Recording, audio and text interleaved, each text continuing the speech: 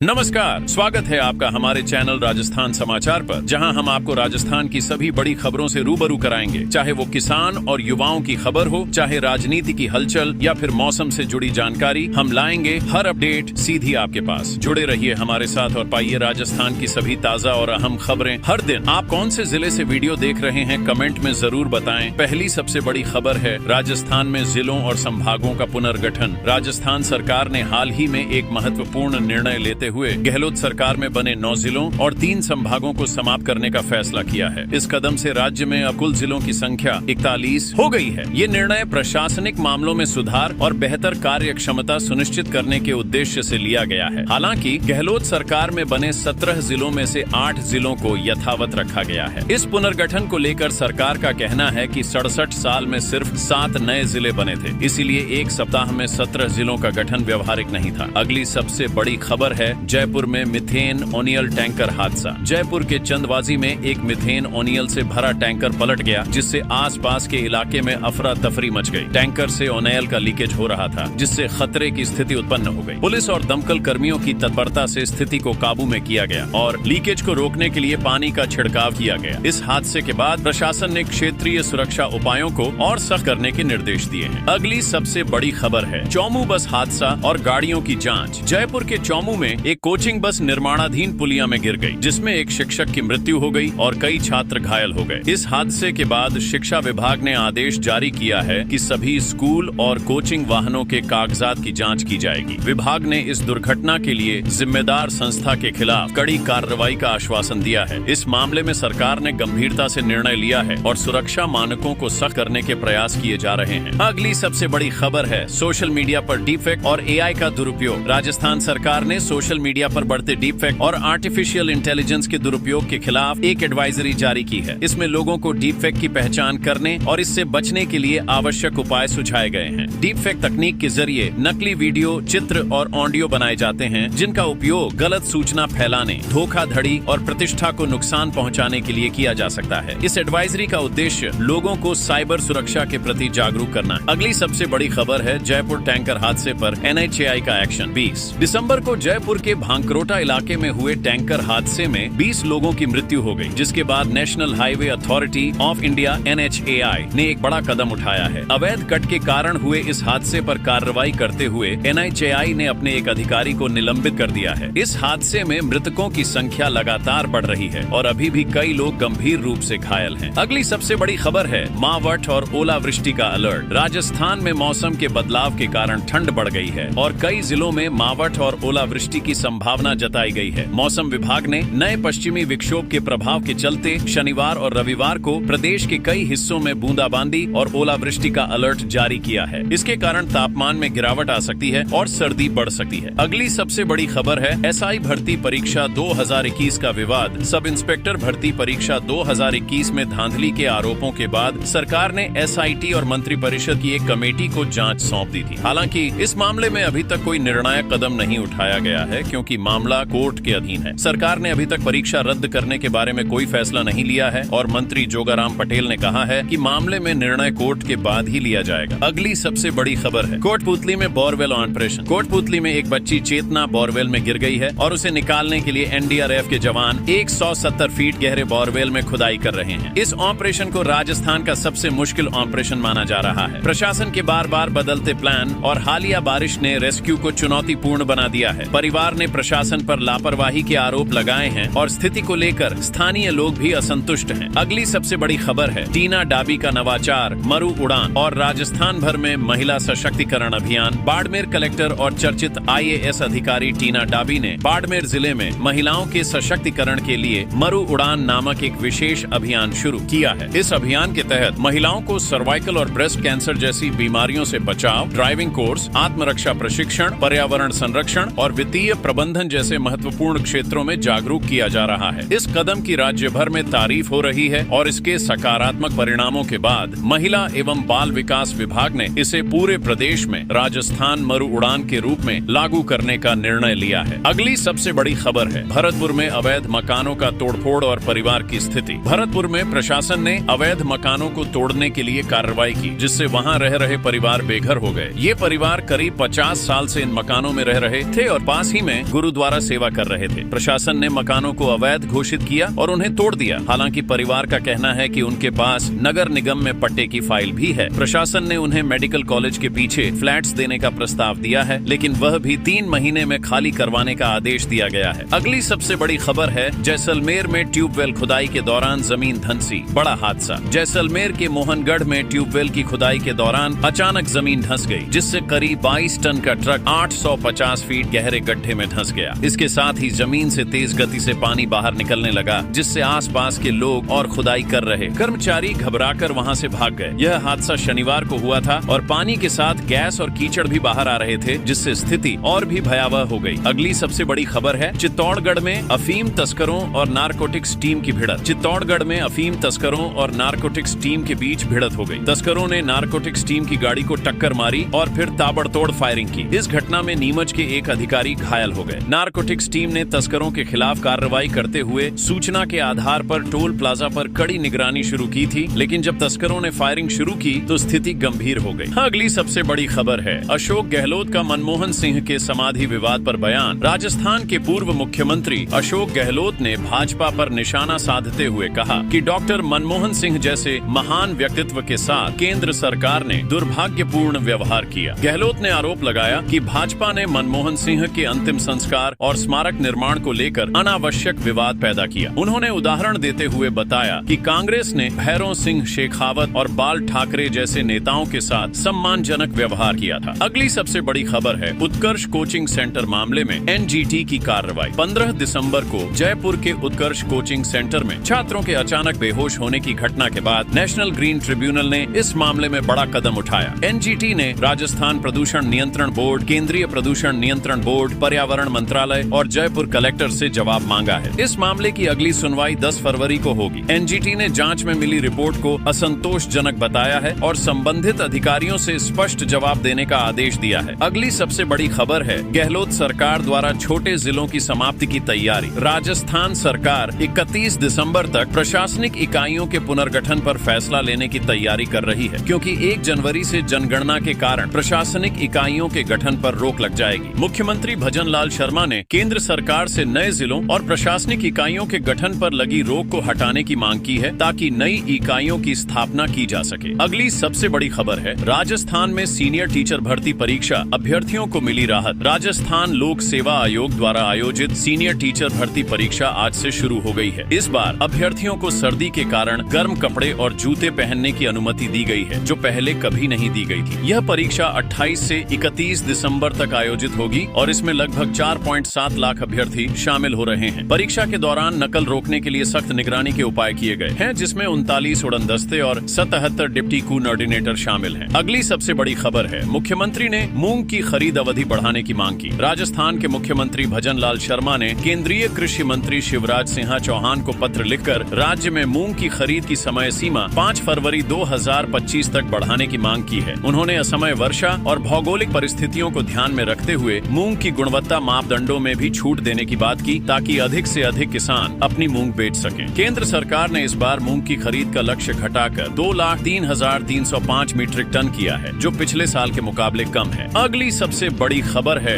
मकर संक्रांति पर चाइनीज मांझे पर प्रतिबंध। मकर संक्रांति के अवसर पर पतंगबाजी में इस्तेमाल होने वाले चाइनीज मांझे, धातु मिश्रित मांझा पर राजस्थान में प्रतिबंध लगा दिया गया है। जिला कलेक्टर ने आदेश जारी कर कहा है कि 31 जनवरी तक इस प्रकार के मांझे का भंडारण, विक्रय और उपयोग पूरी तरह से अवैध होगा। पतंगबाजी के दौरान पक्षियों के घायल होने की संभावना को देखते हुए विशेष रूप से सुबह और शाम के समय पतंग उड़ाने पर भी पाबंदी रहेगी। अगली सबसे बड़ी खबर है माउंट आबू में अवैध होटल निर्माण पर बीजेपी विधायक की पुरानी आपत्ति। माउंट आबू में एक 5 स्टार होटल के अवैध निर्माण का मामला सामने आया है। यह निर्माण कार्य लिमड़ी कोठी में हो रहा है, जिसे पहले गुजरात की रियासत की प्रॉपर्टी के रूप में जाना जाता था। इस होटल के निर्माण को लेकर बीजेपी के पिंड वाधा विधायक समाराम ग्रासिया ने 2021 में तत्कालीन मुख्यमंत्री अशोक गहलोत और केंद्रीय पर्यावरण मंत्री से शिकायत की थी। हालांकि अब इस मामले में भाजपा ने चुप्पी साध रखी है और स्थानीय प्रशासन भी निर्माण की वैधता को लेकर कोई स्पष्ट जवाब नहीं दे रहा है। अगली सबसे बड़ी खबर है हनुमान बेनीवाल ने एसआई भर्ती रद्द करने को लेकर सरकार पर आरोप लगाए। राजस्थान में एसआई भर्ती 2021 को रद्द करने के मुद्दे पर सियासी विवाद बढ़ गया है। सरकार द्वारा बनाई गई कमेटी ने भर्ती को रद्द करने की सिफारिश की है, है, लेकिन कई अभ्यर्थियों का चयन पहले हो चुका था और अब वे ट्रेनिंग में शामिल हैं। रद्द करने की प्रक्रिया को लेकर राजस्थान के सांसद हनुमान बेनीवाल ने सरकार पर गंभीर आरोप लगाए हैं और यह दावा किया है कि सरकार में कुछ मंत्री और IAS अधिकारियों के निजी रिश्ते इस फैसले में आड़े आ रहे हैं। अगली सबसे बड़ी खबर है, प्रतापगढ़ में ड्रग तस्करों की संपत्ति फ्रीज की गई। प्रतापगढ़ में पुलिस ने नशीले पदार्थों की तस्करी के आरोप में एक बड़े कार्रवाई के तहत तस्करों द्वारा अर्जित संपत्ति को जब्त किया है। यह कार्रवाई NDPS एक्ट के तहत की गई, जिसमें तस्कर आमिर खां की पत्नी के नाम पर 16 बीघा कृषि भूमि और ससुर के नाम पर एक स्कॉर्पियो कार शामिल है। कुल मिलाकर इन संपत्तियों की अनुमानित कीमत लगभग 2 करोड़ रुपए बताई जा रही है। अगली सबसे बड़ी खबर है, Rajasthan EORO paper leak case. 23 आरोपियों की गिरफ्तारी। राजस्थान में हुए EORO पेपर लीक मामले में